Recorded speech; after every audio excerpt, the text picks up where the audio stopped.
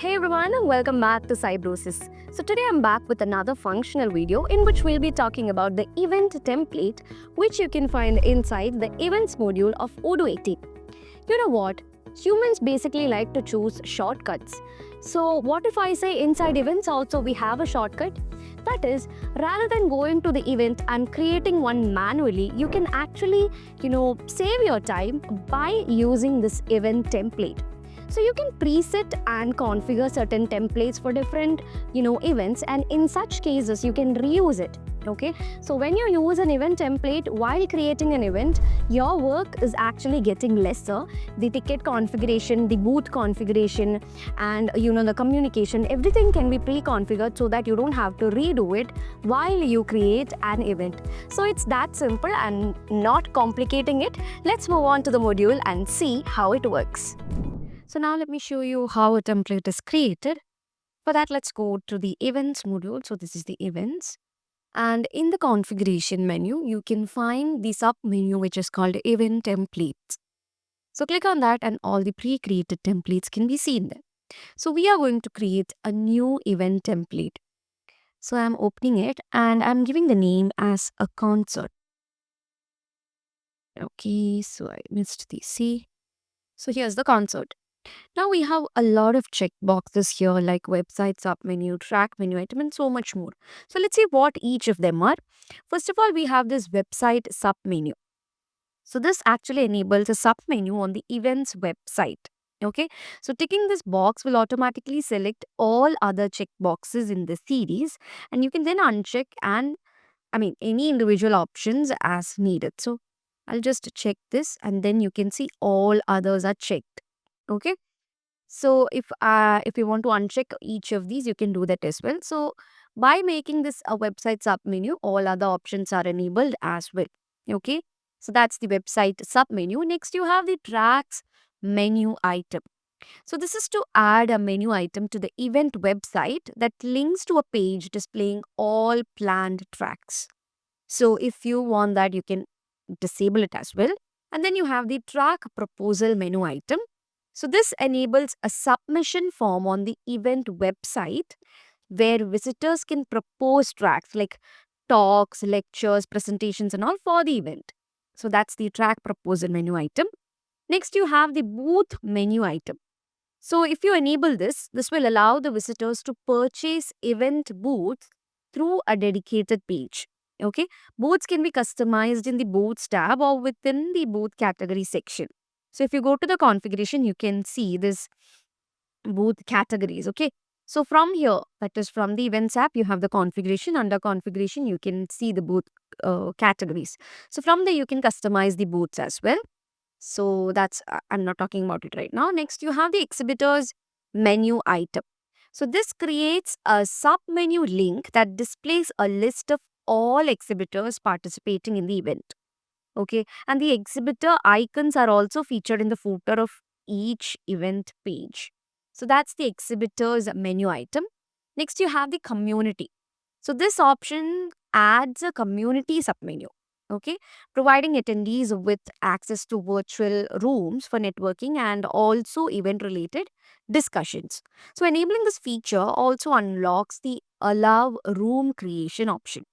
Okay, so if you just allow this, this will also be enabled. Okay, and then finally you have another checkbox. So this should be checked, or manually, like it doesn't get enabled once you enable this website submenu. No, so this is the limit registration. Okay, so this is this is to limit the registration for this particular event template. And once you tick the event registration checkbox, you have to enter the maximum number of attendees. So here I'm setting the maximum number of attendees as 50. Okay, and then for this particular event template, you can actually create tickets. So the size is 50, that is the count of attendees is 50. So based on that, tickets can be configured here. So here I'm setting some tickets. So this is of price 30 and the maximum, let it be 10. And for this, I'm putting it to standard tickets and the price, let's change it to 50 and the maximum, let it be 20. Okay, so now we have 30 here.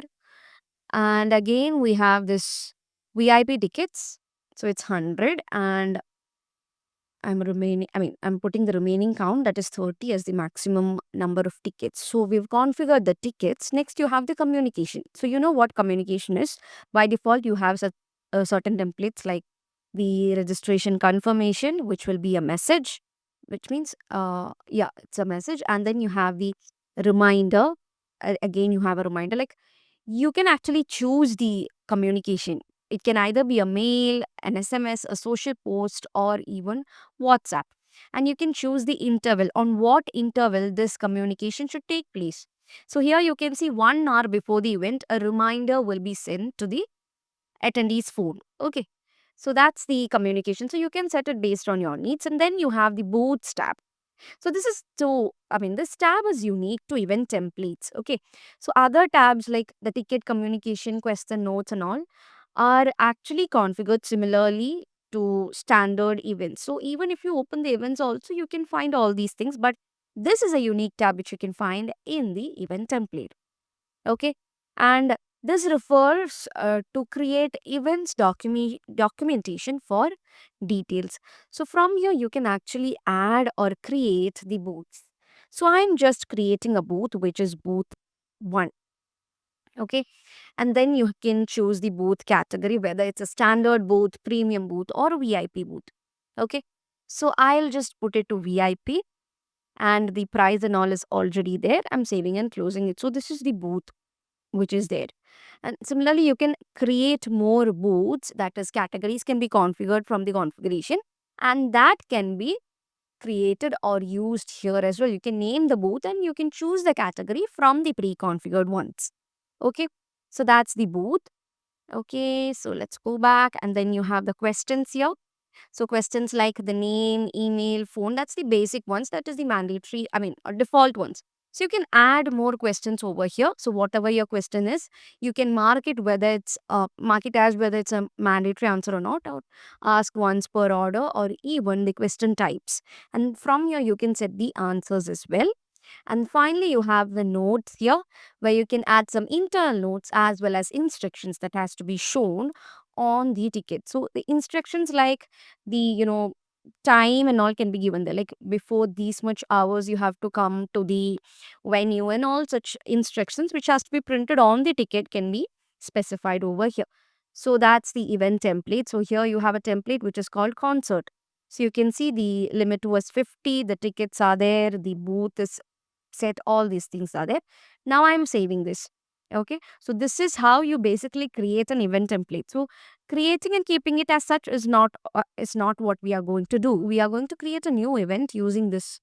Okay, so here I am not giving anything. I'll just choose the template which is concert.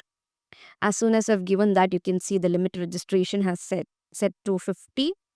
Okay, the tickets have been configured, the communication is configured, the questions are configured, and notes I didn't give anything, so that it is remaining as such. And the booths, you can see one booth is there. So I'll just give the name as Music Festival or something like that. It's just a random name, okay?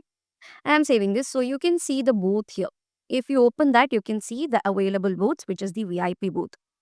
Okay, so you open that, you can see the renter name, renter email, renter phone and all. So the booth created and configured there in the template is now referred in the event. Okay, so this is how basically you create an event template and use it on creation of an event. Okay, so yeah guys, that's it. So I hope now you guys know how to configure event template. So that's all for today's video. Thank you so much for watching, and see you guys in the next video.